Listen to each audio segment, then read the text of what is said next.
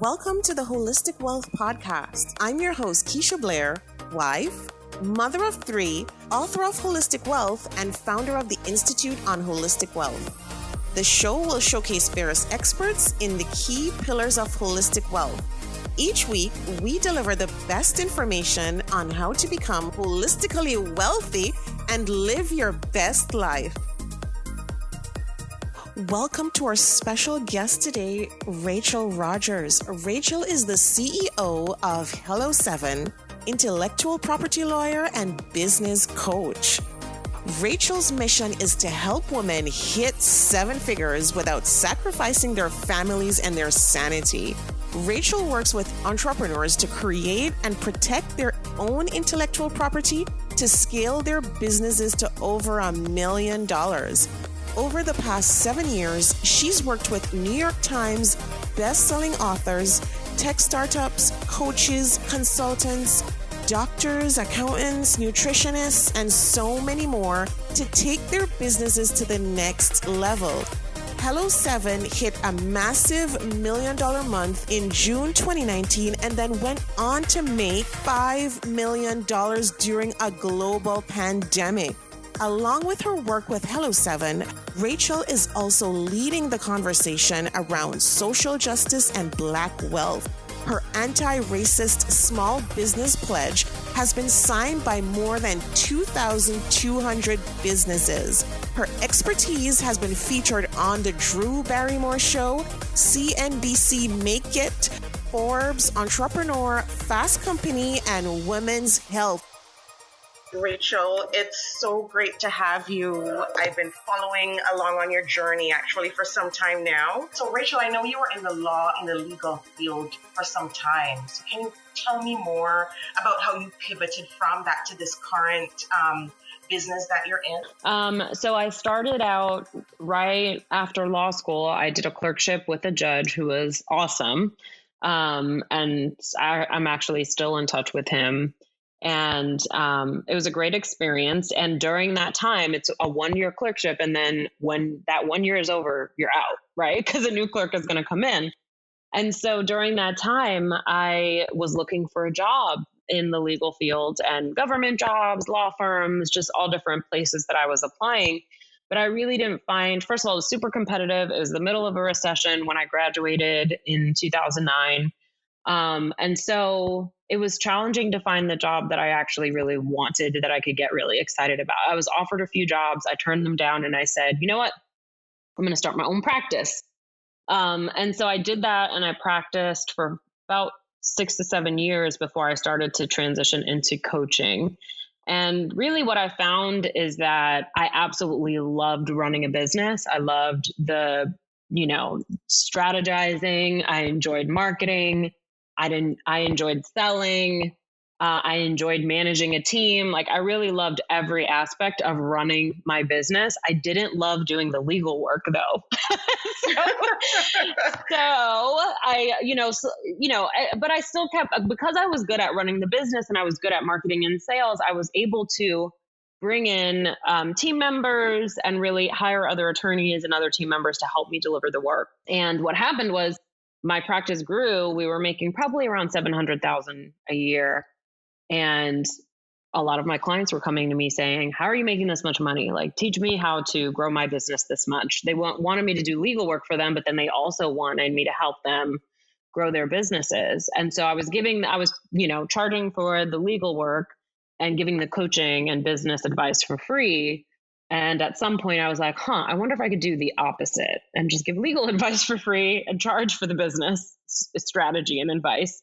And so I just decided to take on my first coaching client, someone who had come to me and said, like, I really want to learn from you. And so I decided to do a one-on-one coaching package with them and just try it. So I'm fully running my law business, fully like immersed in my law practice. That's where all of my income is coming from.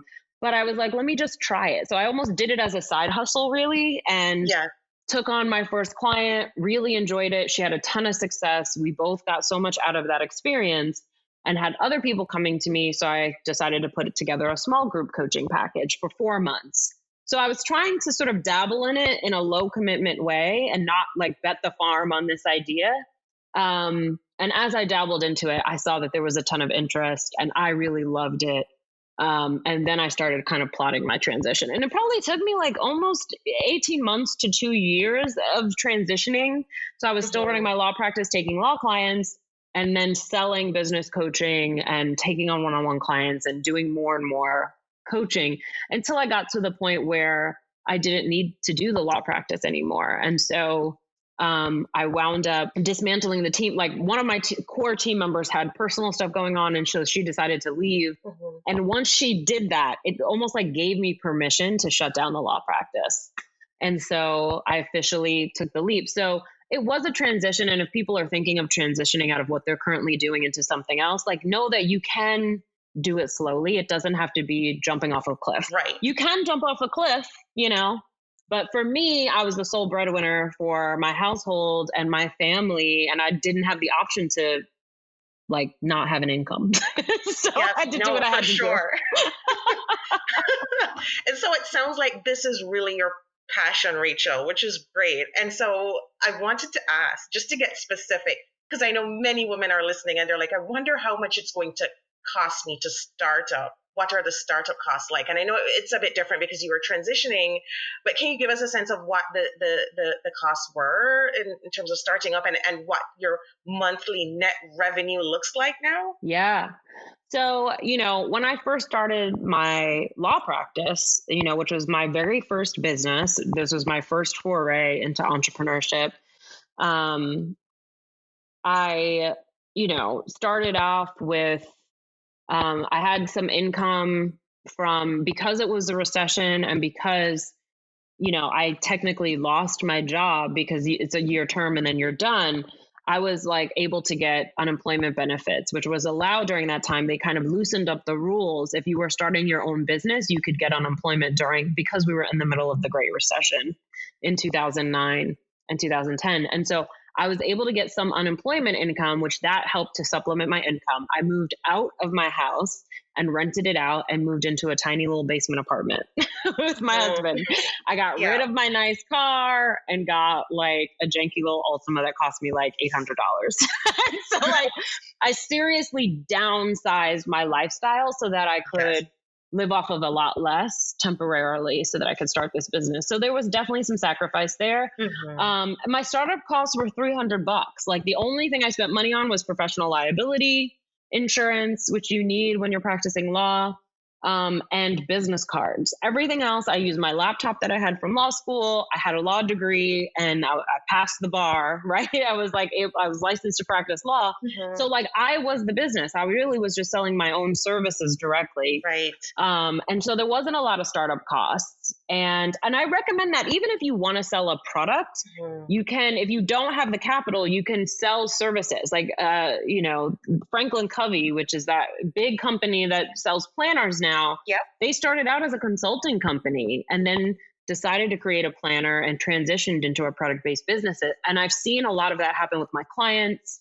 And so I think that is a good path. You can also raise capital. That's an option too. Harder for women, definitely harder for women of color. Just because society is what it is, not because we're not extremely capable and talented entrepreneurs. And so I think that's a good way to start. But yeah, so in the beginning, I lowered my household expenses. It was just me. I emailed everyone that I knew, got my first few clients that way. And in that first year, I think I made about $60,000. So it was enough to like cover my lifestyle. Was it a huge amount of money? No, but it was like I could live off of it, Right. And of course, those first 3 to 4 months, it was much less than that, but then it started to pick up after a couple of months. And then, the second year, my revenue jumped from 60,000 annually to 300,000. So wow. It can happen pretty quickly. Like if you give it a solid 2 years, you're going to start to be really happy with what's coming in. And I think with the resources out there now, with the software, the Facebook ads, there's so many different ways to reach people that were not available 10 years ago when I started. I think you can even make that timeline shorter, but that's what the money looked like when I first started. And now, our business is at 5 million this year. So a lot can happen. Yeah, no, for sure. That's amazing. And so Rachel, like I know, you talk about really refining your business offering. And I know you tell your clients that a lot. And so how have you done that? Like, in terms of your core service offering, and how have you really streamlined that, to maximize your revenue? Yes. Well, I started to just look around when I was at that, five, six, 700,000 mark, and I really wanted to get past that 7-figure mark and hit $1 million or more. I kind of plateaued around that time. So I was making the same amount of money in my business for probably a 3-year period. And I think a big part of that was that I really didn't want to practice law anymore. And it was time for me to transition. But I think another piece to that was I was doing too much. And there was one year where I sat down and like just reviewed my books, and I went and did a spreadsheet for like how much of each thing that we're selling we sold that year. So like how much money did we make from our digital product? How much money did we make from trademark services? How much money did we make from contract negotiations? And I just kind of laid out each SKU, if you will, right? Like each service that we sold, how much money did we make from it? And what I found was that the vast majority of our income, probably like 80% or more of our income, was coming from two things. One was trademark services, and the other one was our digital product, Small Business Bodyguard. And so what that told me is like, okay, I'm going to cut everything else except those two things. And then I'm even going to transition out of doing trademark work, and just focus on the digital product and making money from that. And so that's what we did. So we, and I think most businesses will find this to be true. If you actually look at your books, if you've been in business for a couple of years and you look at your books and see what actually sells, there's probably one main thing that is bringing in a whole lot more money than everything else that you sell. And so what I found is I'm running around like a crazy person doing copyright applications, doing contract negotiations, doing all of this work that requires a lot of lift, right? Like there's a lot of delivery involved. There's attorneys that I'm paying to work on it that I'm supervising that are on my team, right? So like as a company where there's a lot of expense related to those few services, and those services don't even bring in 25% of our total revenue. I'm like, what a waste, right? Like cut it, cut the fat, right? And stay focused on like, and so when we went for about a year or two, we went all in on trademark services, and majority of our income was coming from trademark services. We were able to really systematize it because we only had that one main thing, that and the digital product that we were selling. And so that made it just really easy. When people came to us and they wanted anything except trademarks, we'd be like, buy the digital product. It will give you contract templates. It'll help you do all of those things. And then if they wanted trademarks, yes, we'll take care of your trademarks for you. And we made more money, with less work, less headache, less team members, more streamlined. Mm-hmm. And so I just decided to always stick to that plan. And so when I started my coaching, I tried a lot of different things. I tried classes, I tried masterminds, I tried doing group coaching, I tried one-on-one coaching. And, I dabbled for a little while. And I would say, you're going to do that. When you start a business, you're going to dabble for a little while. Then when you figure out what's working, what is your client excited about, what delivers amazing results, what do you really enjoy doing, and what delivers, revenue for you, streamline, cut everything else and just focus on that one thing. Yeah. And I mean, that's how we got to 5 million. People ask like, how did you make so much revenue? It's because we focused on one offer and just went all in on that offer. All of our energy is on making it as good as possible.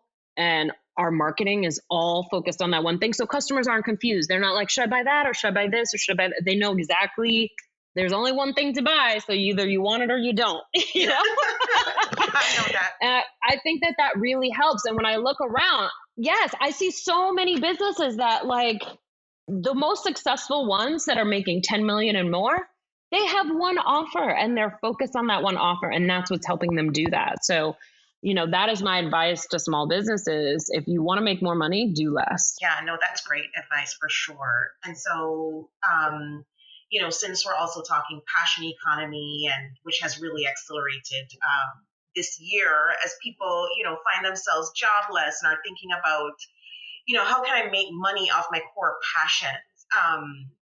Any advice for someone in that situation for how they can launch out that way, and how is Hello 7 a core passion for you, Rachel?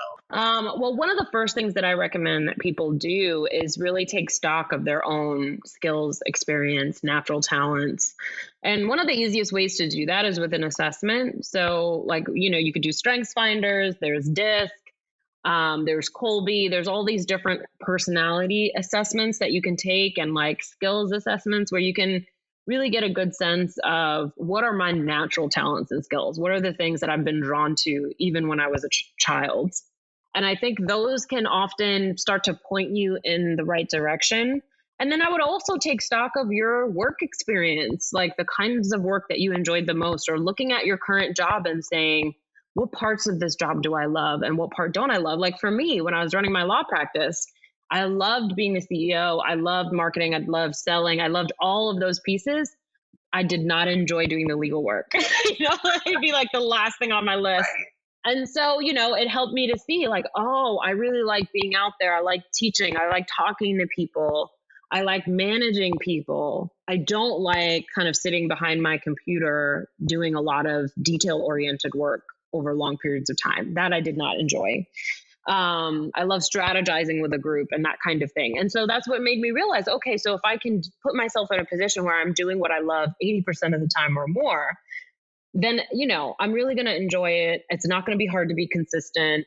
Sometimes we think, oh, I lack discipline. No, you don't. You're just doing work you really don't want to be doing. If you were doing work you were excited about, you wouldn't lack discipline. You would show up enthusiastic every day, Right. So I think all of those things can start to point you towards a passion. And at some point, we do need to stop overanalyzing and just try something, right? Like if I would have never ran a law practice, I would have had no idea how much I enjoyed being a business owner and how much I enjoyed business in general. I would have never known that. I didn't go to business school. I didn't study business law when I was in school.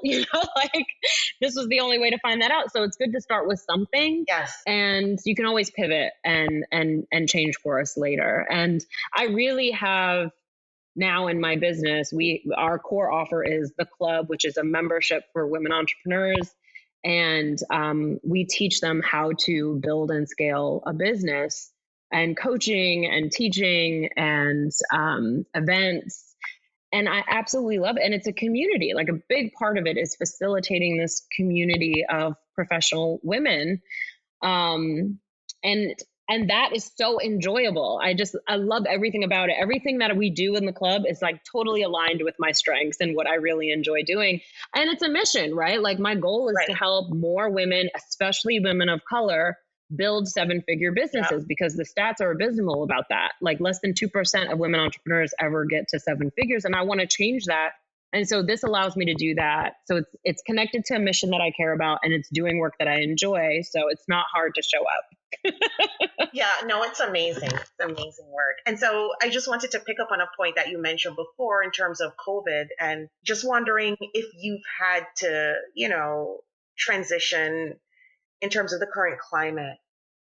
Have you had to, adjust anything in terms of COVID and women looking to start businesses? Or have you found the opposite? Have you found that more women are coming forward, given the high unemployment rates? Have more women been coming forward, or what's the transition looking like in terms of this current climate?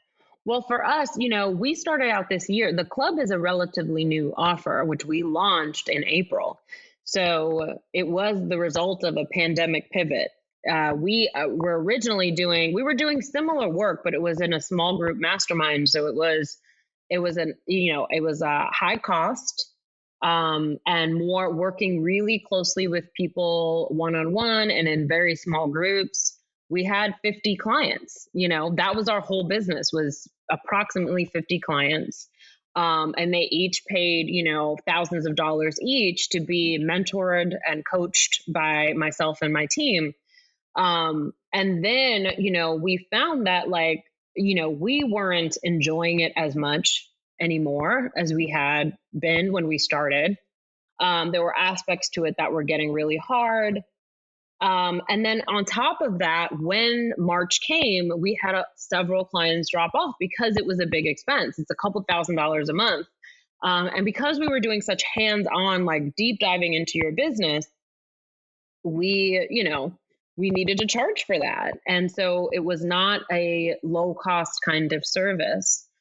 And so, we decided like, okay, let's go to our clients and ask them, what are they looking for from us? Because we're going to need to pivot. We need to figure out what that pivot looks like. We did have time. We had a solid emergency fund, and, we had plenty of runway to figure out, okay, this isn't working long term. We're not in an emergency state, but we are going to be if we don't change something soon. And so we went to our clients and said, like, what are you looking for from us? We only had 50 clients, but we had 70,000 people on our mailing list, right? Like we had huge amounts of people listening to our podcast, and they were like, we want to work with you, but we can't afford your high-end service. And we're like more like beginners or earlier on in our business journey, and we want to work with you in a more affordable way. And so that's where we came up with this. We were like, okay, well, how could we possibly do that? And we had to figure out a business plan that would work, a model that would work. And so we did that, and we wouldn't have done it if it wasn't for the pandemic. And it wound up being like a reason for our growth. We ended in 2019, we were at 2 million. We've more than doubled our revenue this year. And it is largely because we pivoted, and now we were more accessible, more affordable. Right. And now we have 2,000 clients. Right? So, that's amazing. big difference. Yeah, no, for sure. And so even getting the jump in clients, like, was there a formula for that? Was there a reason, like one specific reason that you can identify, or was it that just, it became so much more affordable that more people were able to hop on? Well, here's what happened. I mean, we initially had, when we launched the club and the membership community, we initially had about 350 people that signed up right away, which was amazing. And we were thrilled. And then George Floyd's murder happened. And then the country started talking about things. And I would say, like, honestly, I've always been outraged about the way police interact with Black people ever since I was a kid growing up in New York City and having my own interactions with police that were, racist and uncomfortable. But that one, I think it really radicalized me on a level that I hadn't been before. And I was just angry on a whole nother level. And so I started seeing in my small business community, big, like very well-known entrepreneurs, all of whom were white, responding to George Floyd's death with the sort of typical thoughts and prayers, donate here kind of thing. And I was just like, no, nope, not acceptable. You have to do more than that, and like where people wanted to talk about it in the business community, like people who had communities of customers who were Black people who were saying like, I'm really devastated by this, and I don't even know how to show up in my business this week because I'm so hurt by this. And them saying, well, this is not a place to talk about race or politics. We're only going to talk about business here. And of course, our race and politics, of course, it affects our business. It affects our lives. And so I was so outraged.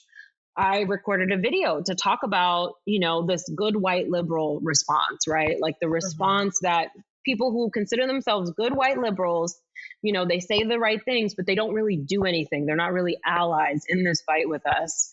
And so I just started to talk about it because I was upset, and it was just my truth in the moment. It was not a business move. It was not for any reason other than that. I just had to get this out, what I was seeing. And that video wound up going viral. Wow. So many people saw it. So many people responded to it. Thousands of people. And so what happened was all of those people started pouring into our membership community.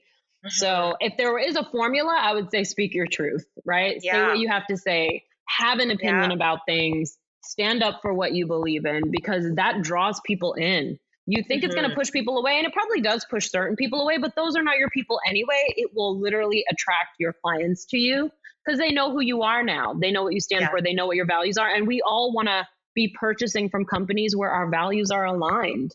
And so I think if there was any formula that caused our growth this year, that was it. Although it wasn't a business move. It was just I'm outraged and I need to speak my truth right now move, Yeah. And yet so true that speaking your mind and being authentic is the way to go. So I just wanted to, ask one very important question as we wrap up. And that's, if you were to leave listeners with one key to success, that everyone can emulate, regardless of what product or service they're providing, what would that one key to success be? Okay, so this is it.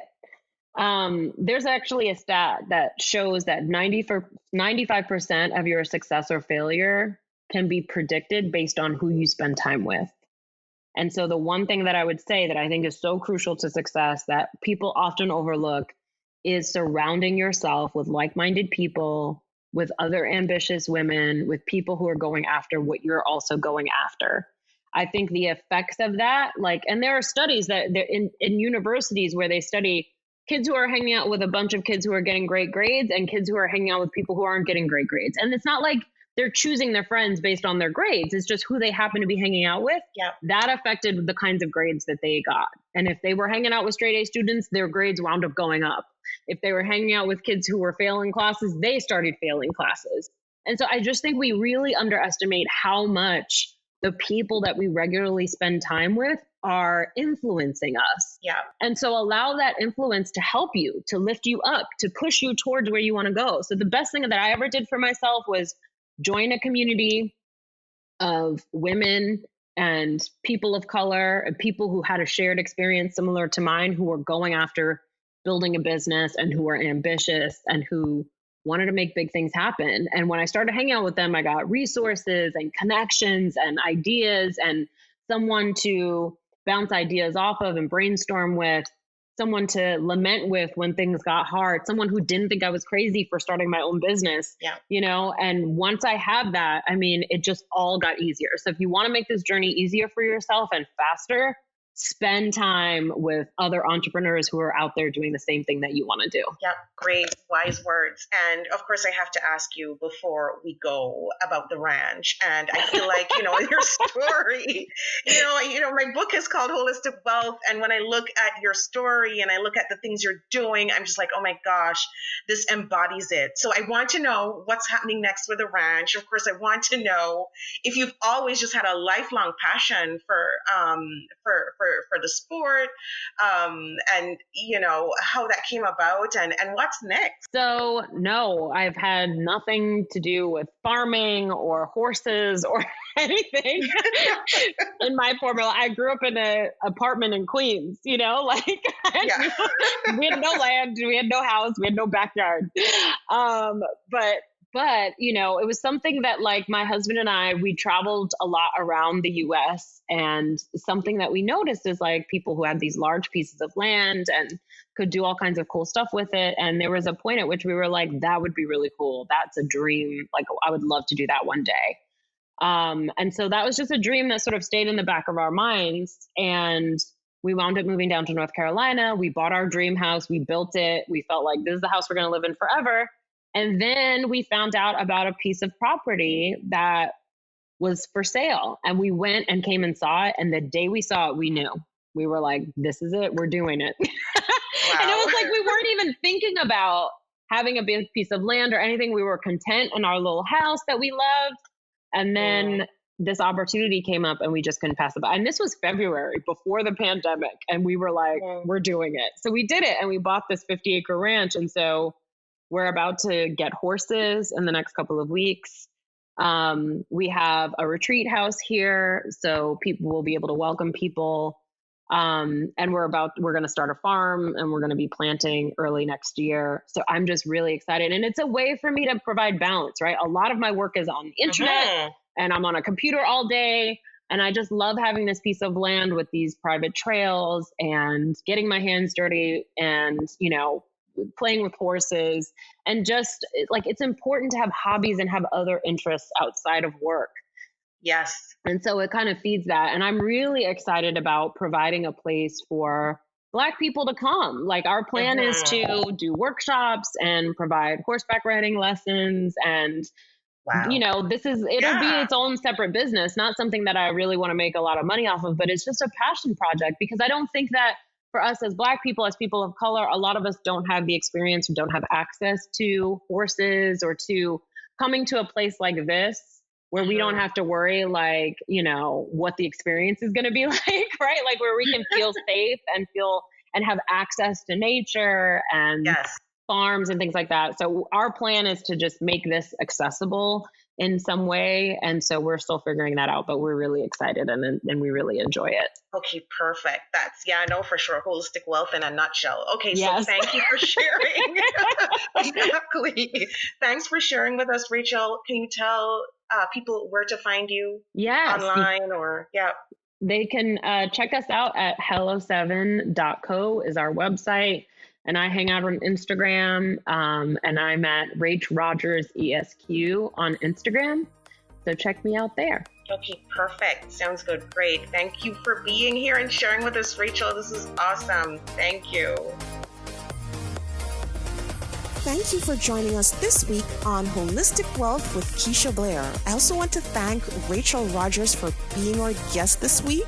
And you can check out her new book, which is now out for pre-order. It's called We Should All Be Millionaires. Make sure to visit our website, KeishaBlair.com, where you can subscribe to the show on iTunes, Spotify, or via RSS, so you will never miss a show. While you're at it, if you found value in this show, we'd appreciate a rating on iTunes, or if you simply tell a friend about the show, that would help us out too. Are you a member of the Institute on Holistic Wealth? If not, what are you waiting for? Go to Institute on Holistic Wealth /memberships to choose your membership plan and join. As a member, you get so many perks. Free worksheets, advice, coaching, and a member's workshop to design an intentionally designed life. You need to figure out your life purpose? Take the Build Your Life Purpose Portfolio online self-paced course. You're struggling with all your money decisions? Take the free financial identities quiz and then take the course. You recently had a breakup, job loss, or experienced the death of a loved one? Take the Holistic Healing course. You need an overall plan to achieve holistic wealth? We will help you figure out your holistic wealth blueprint. And of course, if you want to start making money by helping others achieve holistic wealth, become a certified holistic wealth consultant. Regardless of what career you've got, the Institute will show you how to increase your income and walk in your purpose. The sooner you join, the sooner you start to achieve a more holistically wealthy lifestyle. And you're going to want to stay for a very long time. So go to Institute on Holistic Wealth /memberships to join. If you haven't read the book yet, pick up a copy of the award-winning, best-selling Holistic Wealth 32 life lessons to help you find purpose, prosperity, and happiness.